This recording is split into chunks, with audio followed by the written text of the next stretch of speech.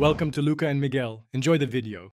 You start by verifying Hostinger permissions and grabbing your Chatbot API key. Once done, open hPanel and confirm you can edit files or install plugins. This is why plan level matters.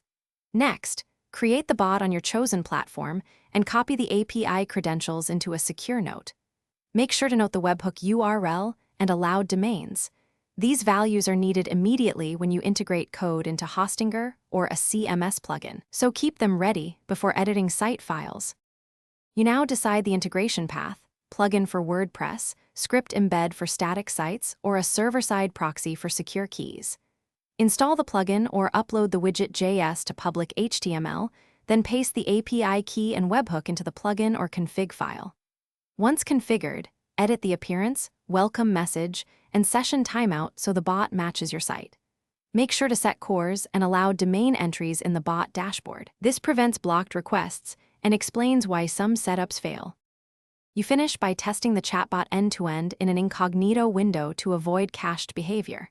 Verify that messages send and that the API returns expected responses. This proves the integration works.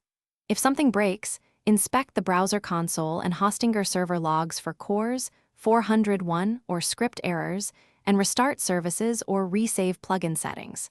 A key troubleshooting tip: if your API key must remain secret, route requests through a simple server-side proxy on Hostinger, rather than embedding the key in client.js. Thanks for watching and please subscribe. It's the best investment you'll ever make.